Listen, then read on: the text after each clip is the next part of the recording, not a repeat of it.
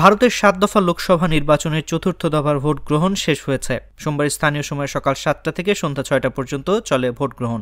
হ্যাঁ, ভোট দিলাম। হ্যাঁ, ঠিকঠাকই ভালোই ব্যবস্থাপনা আছে। এখানে কোনো গন্ডগোল বা কোনো উত্তেজনা দেখছি তো না। রোদ্দুর উঠে যাবে, প্রচন্ড গরম, সেই জন্য সকাল সকাল ভোটটা দিয়ে চলে যাচ্ছি। এ দফার পশ্চিমবঙ্গের ৪২ আসনের মধ্যে ৮টি আসনে ভোট নেওয়া হয়। এগুলো হলো বহরমপুর, কৃষ্ণনগর, রানাঘাট, বর্ধমান পূর্ব, বর্ধমান দুর্গাপুর, আসানসোল, বোলপুর ও বীরভূম। দেখুন, এরা গতকাল সারা দিন ধরে, রাত্রি ধরে কিছু নির্দিষ্ট জায়গায় গুন্ডামি করেছে এবং এই গুন্ডামির খবর আমাদের কাছে ছিল। আমি ওভারঅল বলি যে কায়দায় তৃণমূল এর আগে ভোট করেছে, করতে পারছে না। এবারে ধরুন রায়নার হিজলনাতে করেছে, ওখানে একটা নির্দিষ্ট সম্প্রদায়ের ভোট 90% আছে, তাদেরকে ব্যবহার করছে। আমার বিশ্বাস সেই নির্দিষ্ট সম্প্রদায়ের লোকরাও ভিতরে ঢুকে চোরামূলকে কেউ ভোট দিচ্ছে না। বিকেল ৫টা পর্যন্ত এসব আসনে ৭৫.৬৬% ভোট পড়ে। এদিনে ভোট গ্রহণ চলাকালে প্রায় সব আসনেই সহিংসতা ঘটেছে। এমনকি নির্বাচনী সহিংসতায় একজনের মৃত্যুর খবর পাওয়া গেছে।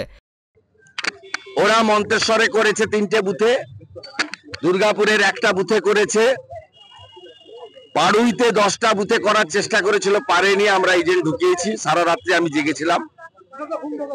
আমাদের নানুরে একটা বুথে করেছিল, পারেনি। বড়োয়াতে মাহে আলম বলে একটা গুন্ডা, ও শাসিয়েছিল, এখন ভোটার ঠেলে বেরোচ্ছে। বেলডাঙ্গাতে 100 মিটারের মধ্যে পৌরসভার চেয়ারম্যান 2টো বুথে গুন্ডামি করছিল, সেন্ট্রাল ফোর্স গিয়ে পিটিয়েছে। আর একটা গুন্ডাকে সোজা করতে হবে, আমি এখান থেকে উঠে গাড়িতে উঠেই দেখছি ওটাকে, রাজীব শেখ, ওটা হচ্ছে চাপড়া। আমাদের অঞ্চল কনভেনারকে প্রকাশ্যে মেরেছে, আমার কাছে ভিডিও আছে, ওটাকে আমি আধ ঘন্টার মধ্যে টাইট করাচ্ছি। জানা গেছে ভোট গ্রহণ শুরুর আগেই সহিংসতায় প্রাণ হারান তৃণমূলের এক কর্মী।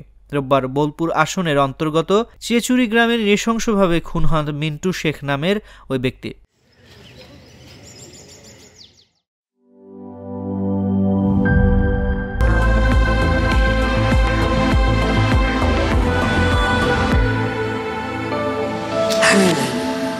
Be a show stealer.